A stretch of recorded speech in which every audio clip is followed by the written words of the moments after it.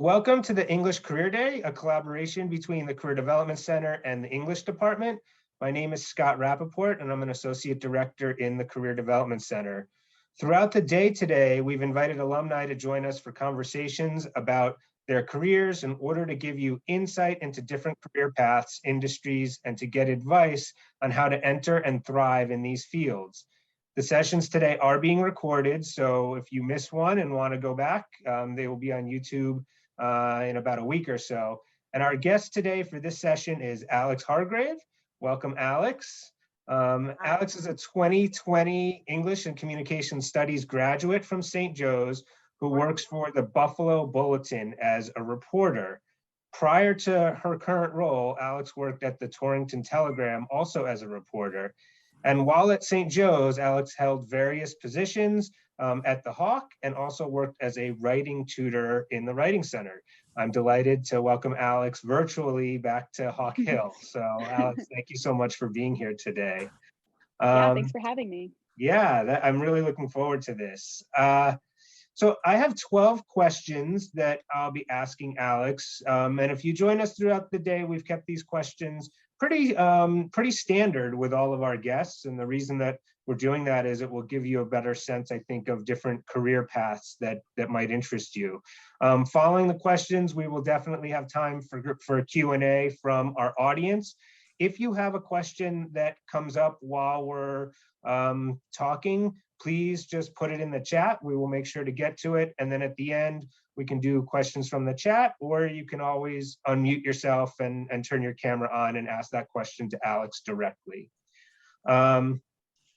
All right, so Alex, let's get started. Okay. So the first set of questions I'm going to ask really are career-focused questions. And my first one is, can you describe within your current role the core responsibilities and what a typical day or week might look like for you? Yeah, so just to give a little bit of background, I'm a general assignment reporter at a small weekly newspaper in Northeast Wyoming. So I do a little bit of everything, but each of us have our own beats. So I primarily cover both healthcare and the realms of energy and natural resources. So I write roughly 5 to 8 stories a week, I would say. And that involves obviously, thinking up those story ideas, going out and reporting, coming back and writing.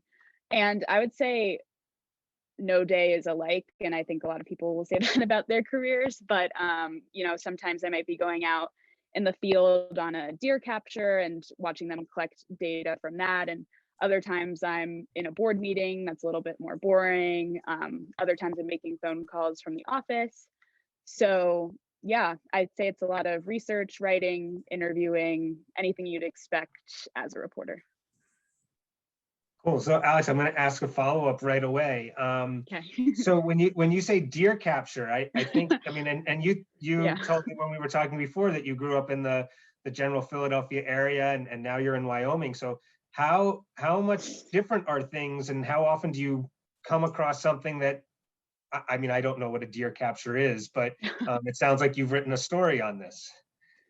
Yeah, I come across things that I don't know about literally all the time. A little bit less so because I've been here for about a year now, but for example, a deer capture up here in our region, the mule deer population, and that's just a type of deer, is dwindling. So the Game and Fish Department here is studying them, and that involves putting collars on them. And then once a year for 3 years, they capture them and kind of take data from them, which involves, blood samples, rectal samples, fur samples, that kind of thing. So I went out on the final capture of the whole project 3 years in. And so they were taking all of that data and taking the collars off of them. And later on, probably in like a year or so, they'll have the full data from that and be able to make some management decisions. So that's the other thing with this beat, is that a lot of it is like waiting, because with federal agencies and state agencies, it's just waiting for actual decisions to come in and actual results. So that's something I've had to deal with as someone who's very impatient. Gotcha. All right, that's great. Thank you. Yeah. When did you know that this was a career path that you wanted to pursue, and kind of what led you to that decision? So I came into college knowing that I wanted to write, and I think probably a month into my freshman year, there was a Hawk newspaper information session, and I went to that, and I tried the different desks that we have. Started out in sports, and then ended up in features, and then kind of forged my own path a little bit with like digital side, and then special projects before the pandemic happened, and then that was a special project all its own. So I was always really into journalism, and then I went to South Africa with Dr. Spinner and Dr. Beirut, and that's kind of where I decided that I want to do that as a career. You know, it's a frustrating and challenging career sometimes, but it's also just really fun, and it's an honor to be able to tell people's stories. Cool. That's great. And can you talk about, I think also as a recent alum, that this is fresh for you, but can you talk about a typical career path for an entry-level associate kind of within your either organization or really within your field? Yeah, I was going to say, within my organization, that's kind of what's interesting about working at small local papers is unless you want to be an editor, there's really not that much upward mobility. Like it definitely involves going somewhere else. So it's a lot of trying things out and moving up the step ladder. And I mean, for me, I don't really know where I want to end up. Like a lot of people know, like I eventually want to be an editor. I eventually want to be a senior reporter. So it is definitely dependent on your skills and what you're particularly interested in, but it definitely involves moving to different organizations, I would say. I mean, like I really love where I'm at now, but I know that it's not permanent. Like it just really can't be. Yeah. So again, in talking a little bit beforehand, and I think it works well into this question, different organizations are certainly going to mean different locations. And can you talk to the decision, like moving out to Wyoming is going to be very different than Philly? How did you come to that decision? What were the impacts? What did your family think? Kind of, I think as students who might want to get into a similar field, they're going to have some of those same exact decisions to make, and it might be really helpful to learn a little bit more about your thought and decision-making process. Yeah, totally. So it's funny because when I was earlier in my college career, probably even like up until senior year, I was pretty hell bent on living in a city after I graduated. Really wanted to live in New York or stay in Philly or kind of go somewhere of a similar size. And I think with journalism, you kind of have to decide like that you want to do this because more often than not, you have to start small. Like unless you go to an elite school or you have really elite internships in your time in college, like you need to start relatively small. So graduating into the pandemic was super fun, of course. And so it was probably April or May, and I was, just rapid fire applying to jobs. And I had a few bites closer to home, but it wasn't really coming to anything. So in searching on journalismjobs.com, which I definitely plug for anyone who wants a journalism job, I saw a job at the Torrington Telegram in Wyoming. And based on the qualifications, it sounded like I could get the job. So I decided to throw my name in. And my attitude about it originally was kind of like, well, I don't know if I'll take it. I probably won't. That's what I told my parents when I originally applied. And then on, I think May 1st, I was offered the job. And so I had to kind of make a game time decision like, okay, do I want to get my career started and just kind of like take the leap, or do I want to wait around and see if anything's going to come my way? Like, unfortunately, you're probably not going to get a job at the Philadelphia Inquirer right out. Like, if you do, congrats, but it's just really not likely. So it was a tough decision, and there have been tough times, a lot of ups and downs, but ending up here in Buffalo has been great. Met a lot of great people, kind of found my niche in as a reporter. So Yeah, I would say I'm kind of more spontaneous and a rash decision maker. So that's how I ended up here and it happened to work out. Alex, had you visited, like, had you been out to Wyoming when you accepted the job? Nope, What was that like? yeah, I moved out there sight unseen, which was interesting. Um, yeah, I don't know. I also moved up to Buffalo sight unseen because I was offered this job and then I was going to come up that weekend, but there was a big snowstorm, which is very common here. Mhm. And so I again had to decide, do I want to move somewhere sight unseen again? But I ended up talking to two reporters who are around my age who work here and just kind of getting a feel for it instead of coming up here. And I was like, well, let's do it again. It's tough. Like I would say if you could get a look at where you're gonna move, you should, but um, it's not a totally bad thing to Yeah. go somewhere sight unseen.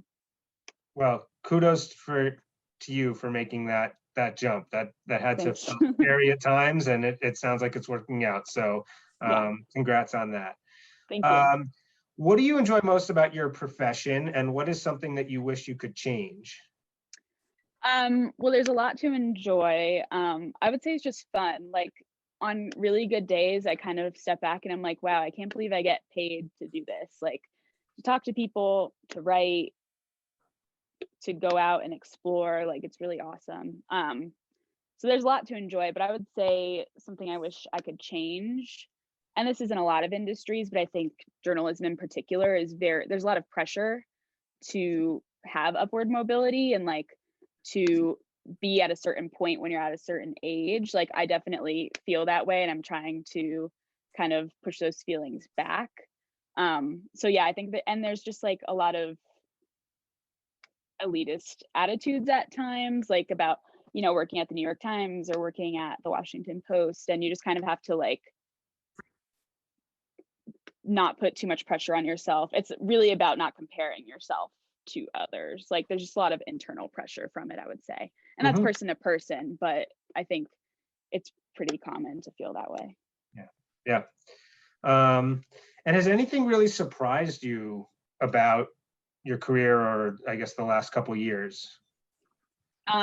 Yeah, very much so. I have learned a lot about myself, definitely surprised myself more than I ever thought I could. Like I said, I wanted to live in New York. I wanted to live in a city. Never, if you would have told me that I would be living in Wyoming even 3 years ago, I would have been like, that's funny, like, good Mhm. one. Um, so, I mean, I'm just kind of surprised that I did it. And even more so, I'm surprised by how much I like it and how much I've gotten to learn being out here. That's great. That's really good to hear.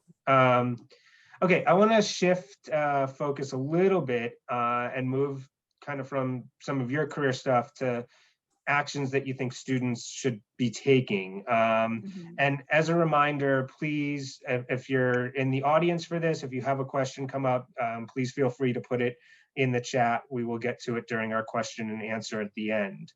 Um, so Alex, I'll ask you about internships in a moment, but I guess what are 2 to 3 experiences that beyond internships that you suggest students engage in while in college to kind of help them prepare for a field like yours? Yeah. I know you said besides internships, but I would definitely say journalism internships are important. One, to get that experience that employers really want, unfortunately enough, but and to kind of see if you like it. Other than that, definitely the hawk. Like if you want to go into journalism, you need to be on the hawk, whether as an editor or a writer, like it's crucial because again, it's very similar to an actual newspaper experience. So it's a way to see if you like it. And, people being employers, like to see that experience, like to see your clips. So yeah, that's another thing, I guess, just having published writing in general is pretty important. And I know that sounds intimidating, but again, like the Hawk is published writing in a physical paper and online. So that's great. And then I would also say maybe try a non-journalism internship or experience because I, again, wasn't super sure about journalism when I started in college and I did a marketing internship and I realized like, oof, I don't like this. So I would say just kind of trial and error is really important. Yeah, that is great advice. I know doing what I do in the Career Center, I talk to students all the time about how sometimes the best outcome from an internship is you find out that it's not something that you want to do, and Yeah. how clarifying that can be towards what you do want to do. So I love that you did that, and that piece of advice. That's great. So then, talking, I guess, about jobs and internships, how did you get your first one, or pick one that's really substantive for you, and kind of tell us about that? Yeah, I've told you about how I got my first job. That was just kind of surfing on journalism jobs, interviewing, having your clips and resume ready to go. My first internship in journalism was with the Philadelphia Inquirer, and I was pretty lucky to land on that opportunity. The sports editor there, Gary Potosky, reached out to me and the other sports editor at the time saying, "Hey, we're looking for interns. Like, if you want to apply or like want to forward some writers to apply, like definitely do that." So I threw my name in, and it was a spring internship, so it was during school, and I ended up getting that. So yeah, very surprising. And it was a great experience just to kind of be in those offices. It was really cool.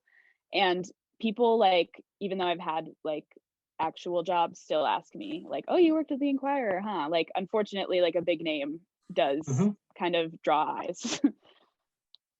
Yeah, and then Alex, I guess um, that then brings me to networking, right? So in a way, it sounds like that position happened through networking, right? Somebody reached out because of the opportunity, or the position that you had at the Hawk.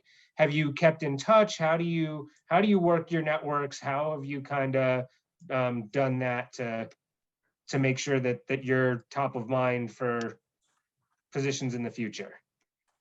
Yeah, that's a great question. I think in journalism, networking is super important, and that kind of plays into like what I'd like to change about the profession. Like, it's very much about self promotion, and it's about connecting with people, which is definitely a good thing. Like, I still reach out to those editors at the Inquirer once in a while just to check in, and they really love to hear from young journalists. Like, so that's really cool. And Twitter is really big, again, fortunately or unfortunately. So I've kind of come to find, if you really admire someone's work and they're kind of doing like what you want to be doing, then you should reach out to them. Like, I would say it's all about just kind of like putting your hesitations aside and just reaching out to people, putting yourself out there, because people love this job, so they love to talk about it. And yeah, and it's just kind of throwing your name in for internships, fellowships, jobs, even when you might not be ready to move, or you might not know if you want it, or you think, "Oh, I probably can't get that." Like, it's just kind of about putting your name and your work out there as much as you can. No, that's great advice. And I really love that tip about you just have to go for it. And if there's somebody's work that you admire, get in touch with them. That's great. Um, I have a question about interviewing. Is there a tip or two that you can share with our audience about either interviews that you've been on and things that you've done that really help, or even if you've maybe interviewed others while in your roles that have come on board? So if you can talk a little bit about interviewing. Yeah, so I have not interviewed anyone, but in the various interviews I've done, I found that the ones that went the best were ones that I was prepared for. And that just kind of entails like I write up a page of notes about my work and what I think they're going to ask me about. Like, when you send in clips, like they're going to ask you questions about this story you did. So be prepared to answer those, and maybe just have notes on like work that you're proud of, and notes on things you'd want to change. I know that's pretty vague, but just kind of like knowing your backlog of work and what you've done, and also what the organization you're applying to does, and kind of what the position you're applying to does, and be prepared for questions about that. I would say first round interviews are typically pretty general, just like asking about yourself and like your interest in the organizations. Just have answers for those things. Um, yeah, Yeah. I would say that's pretty much it. And then in some organizations, like to get this job, I took a writing test, and it sounds pretty scary, but it's really not. So again, just kind of be prepared to have to write up a story based on a fake interview or a press release. Yeah, just don't be intimidated. It's great. Really good advice. So two keystones of your St. Joe's education include social justice and ethics. How has this impacted the work that you do or the career decisions that you've made so far? Definitely a lot.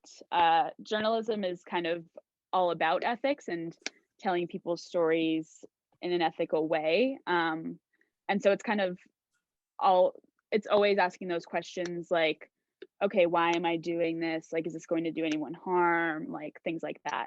And I really like to, outside of environment and natural resources, which are very much social issues, I like to report on other social issues like labor, education, and like I said, kind of everything is a social issue and it goes back to justice for someone. You might have to dig a little deep to find that and how it impacts people, but it's there. So it's just kind of always thinking about like who this story impacts for me. Alex, can you talk about, and I don't know if you've had this experience, but like if you've been given an assignment that maybe doesn't fit with your, your ethics or your social justice views, and how you would go about that, kind of balancing those between what's been assigned and what kind of your internal feelings are? That's a good question. Definitely would have experienced that more so in Torrington. And I can't really think of an actual instance, but I think for me, it's kind of talking with your editor about your concerns, and you kind of do have to draw a line in the sand. Like there was one assignment I can think of, I won't really get into it, but I said like, I really don't want to be involved in this. And, you know, there are other reporters at your organization usually, so they can take that on if they're willing to. But it is just kind of about opening a dialogue and knowing what your limits are. For some things, it's kind of like, well, I'm not super into this, but I'll do it. Like it's not going to harm anyone in particular. But there are other things where I don't know. And it's hard because you're just an employee, like, especially as a general assignment reporter, like you are in an entry level position. But I mean, here, especially, like we have a very open dialogue between all of us reporters and my editors. So I can't really imagine being put in a situation here where I would be doing something that makes me feel uncomfortable, but it can happen. And I think you just kind of have to, I think you have to stick to your guns a little bit there. That's great advice. Tell us about what's behind you and your background. Oh, so we print once a week, and on Tuesdays we put all the stories on the page and we all kind of sit around and proofread them. So these are the pages from papers from, there are a lot more than are pictured, but probably the last year or two. So those are just printouts of before the page actually goes to the press and goes on actual newsprint.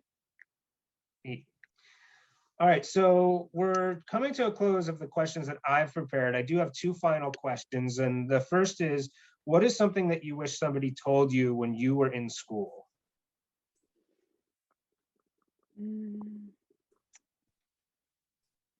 I don't know.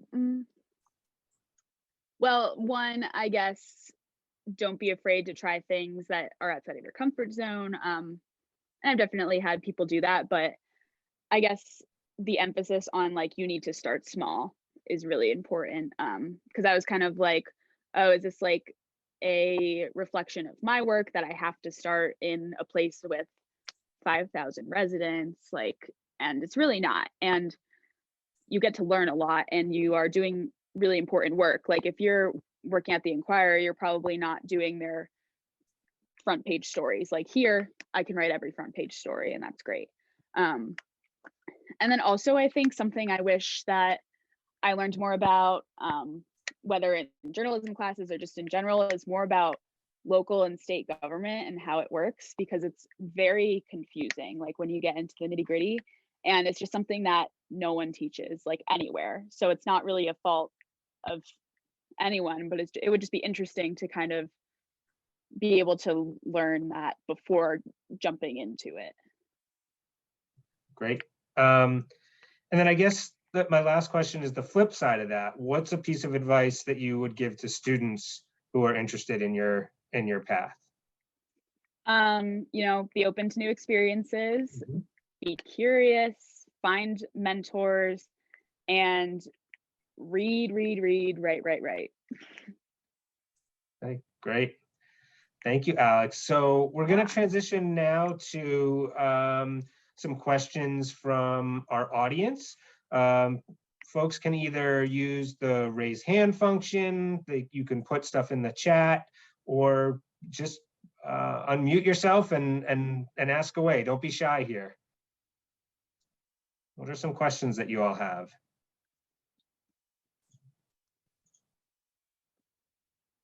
Or if there's any faculty that are on with us today that want to ask Alex anything. Okay, so I see a question in the chat from Allie Miller.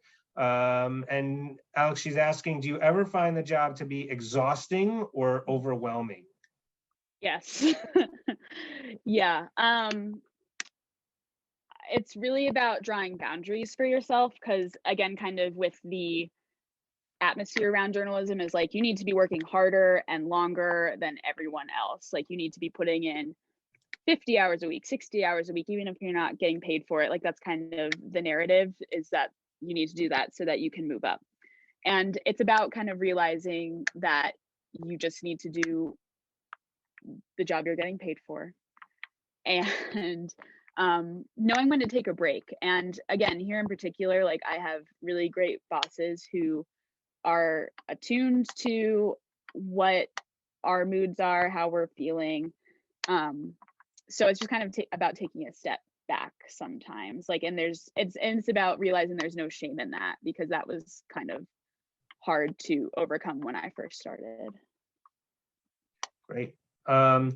So we do have another question, and this is from Lenora Thomas. And the question is, did the job provide lodging or financial assistance when you moved to the location? And then actually earlier, there was a question about journalism internships. Are they typically paid? So I was wondering if you could kind of, sounds like we've got some kind of pay benefits type questions, if you can talk to that a bit. Yeah. So for the internships, the internship I did that at the Inquirer was paid, and that was the only journalism internship I've done, actually. I think now organizations are realizing like we need to pay people, because it's, one, that's how you get more diverse candidates, and two, I don't know, labor isn't free.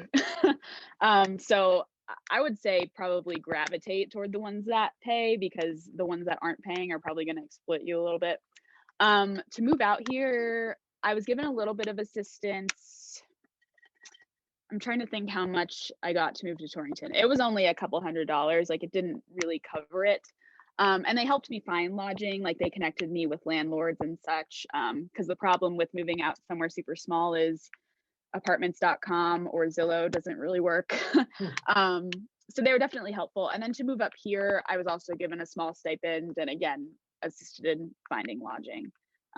So they don't pay lodging, but they are pretty helpful in helping you find it. Cool.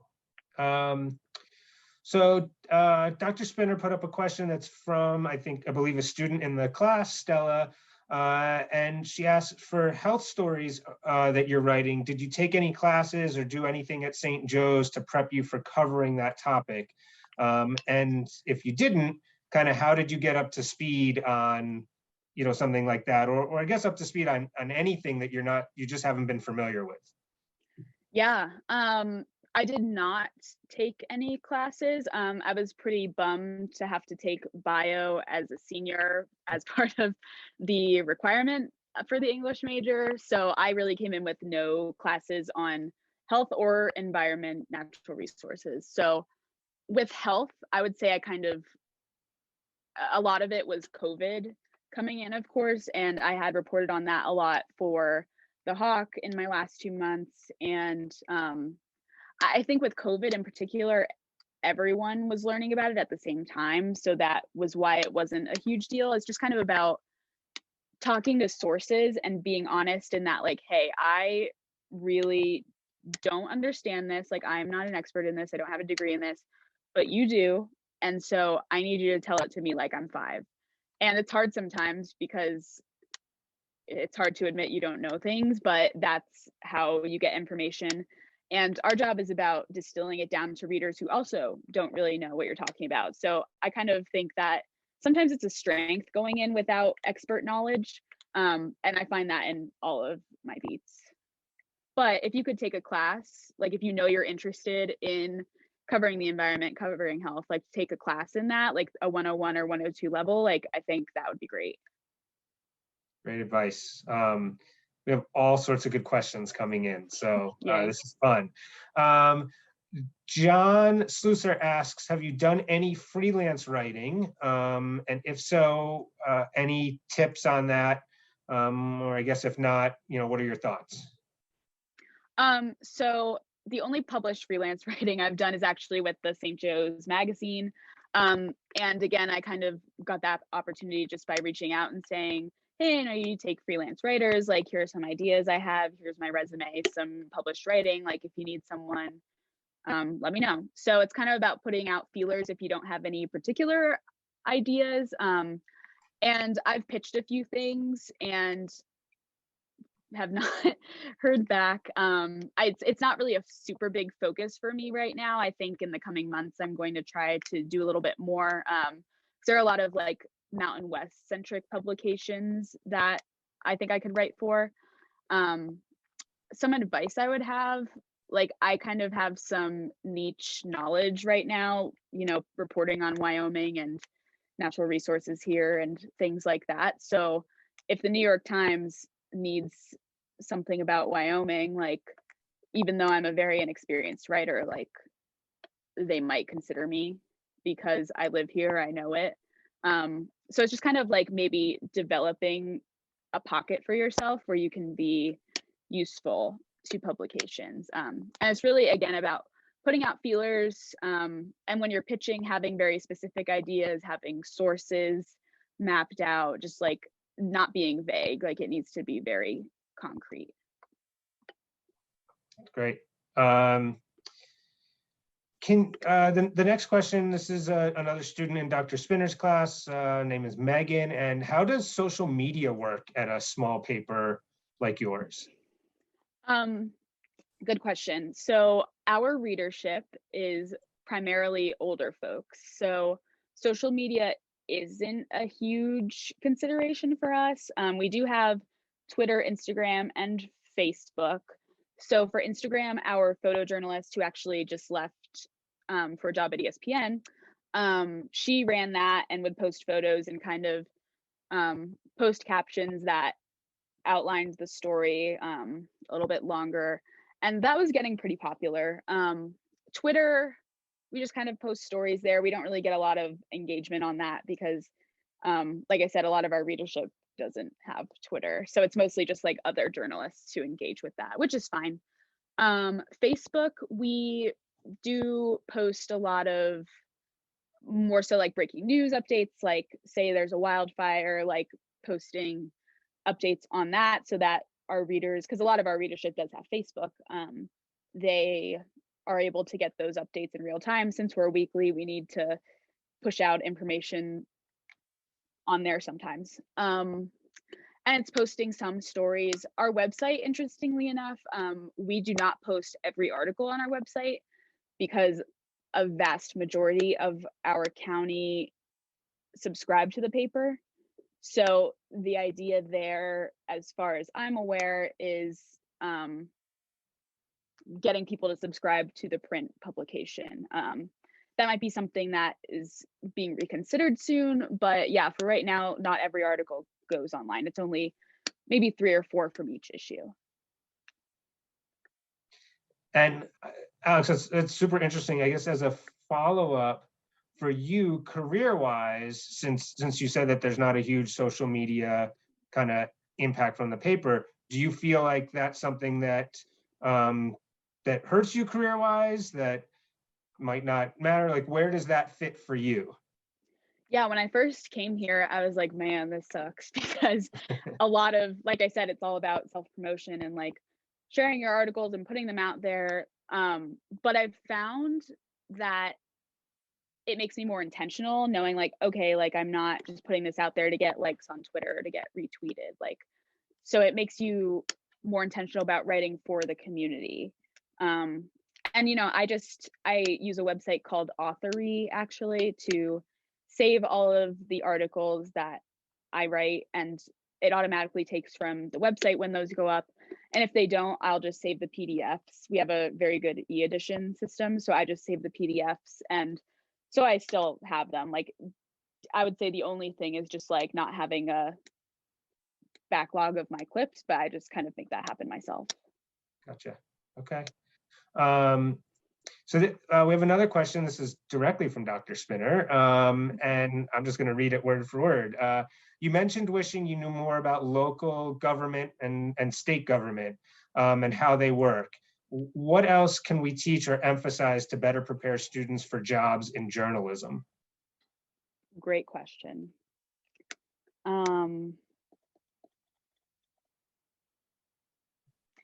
I think the education I got like taught me how to be a reporter and like how to ask questions, how to write it into a news story, and that's the foundations that you need. I would say just those things that go on outside of colleges, like, so again, like covering board meetings, say, and like how to extrapolate stories from that. Formulating story ideas is definitely something that I struggled with a little bit in the beginning, but now it's definitely like second nature. Yeah, I would say just dealing with complicated subjects. And I know that's very vague, but just like knowing how to read really complicated documents and take meaning from them. Like a lot of what I do now is reading documents from the Forest Service or the Bureau of Land Management, and it's these 200-page documents that are environmental assessments about a project they want to do, and you have to kind of distill that down into a story that people understand. So I think that's a good skill that you could teach. Reading something super complicated and making a story out of it, that would be interesting, and trying to find sources to add to that story as well. Great. Sounds like there might be a future assignment in in a Yeah. class one day at St. Joe's. Yeah. I don't see any more questions right now in the chat. Are there more questions, or does anybody want to kind of unmute and ask Alex something directly? We have just a few more minutes. Aisha, I see a hand raised. Please feel free to just come off of mute. There you go. Hi, Alex. It is wonderful Hey. to see that you are thriving, especially in a tiny town. My first tenure track job was in the middle of nowhere, and it was culture shock because I'm from New York City. Can you Yeah. say a little bit about like how do you make a life outside, right? Like your job has got to be really important, but you have to also have like a social life. How have you managed that? That's a great question. I definitely struggle with that in Torrington, which is part of the reason it didn't work out. I'm lucky here in Buffalo that there are four of us on the editorial staff, and we are all around the same age, like 23 through 25. And so we hang out outside of work, and definitely have found a social life there. It's also just, again, kind of like with work, putting yourself out there. Like, there are actually like more young people than I would think, because we have those agencies out here, the Bureau of Land Management, US Forest Service, Wyoming Game and Fish. So it's a lot of younger people kind of getting their first foray into working in natural resources. So I've met some people through that. And it's about putting yourself out there, like, hey, I need friends. Do you want to be friends? And chances are they also need and want friends. So it's just kind of about building a network of like-minded people, which has been interesting here in Wyoming, and people who kind of have the same life experience as you. Like, I have older friends who are like in their 30s, but they don't really have kids and everything. So, and I have friends with kids too, and it's fine. But yeah, the social part is probably the hardest part, but it's just about putting yourself out there and being willing to be uncomfortable, I guess I would say. Cool. Thank you. Yeah, thank you. So another question did come into the chat. Allie Miller. Allie, any chance you want to ask this live, or would you like me to read it? It's a good question. Yeah, I can ask. I said that I am going on the South Africa trip this summer with Dr. Beiro, Dr. Spinner, and I was wondering if you had any tips or recommendations for the students that are going on the trip. Oof, okay. So I think it's about preparing beforehand, because admittedly, I didn't. I read the books that were assigned, and that was great. And I think this comes with like my inexperience. Like because we're asked to come up with some story ideas and topics we're interested in beforehand. And I did that a little bit. Like I came up with very broad topics. So I came in like, I want to write about education, or I want to write about food insecurity. And that's great. Like knowing like what you're interested in, but it's too broad. So I would say doing a lot of research, reading South African publications from the region beforehand, maybe like skimming their websites, or you can go on their Twitters and find those, and just seeing what's being written about there from that perspective. And I would go back and read what's been published from the past South Africa trips, just so you don't rewrite that, or maybe you can get a story idea from reading that. So yeah, definitely just like prepare a lot, because I didn't, and I think I could have done better work if I had known more what I wanted to get into. Thank you. Yeah. All right. Any more questions that folks want to ask? We've got just another few minutes if we want, or you guys asked really great questions in this session. Please keep that up all day. All right, I'm going to take the silence as us being good. So I want to thank Alex for joining us today, providing the great insight that you did. We're really, really grateful for your time. Alex, what time is it where you are? Are you? It is going for 9 a.m. So when I come out of this, we'll go into a news meeting to kind of pitch our stories for the week and telling each other what we're going to be working on. So thank you for getting up super early to be with us. I'm glad that we avoided having you as our very first guest today. That would have been even earlier. So for our viewers, just a reminder that the session was recorded, and we will be putting it up on our YouTube channel within the next week or so. And we look forward to seeing everybody throughout the day. Alex, thank you so much, and have a good day, everyone.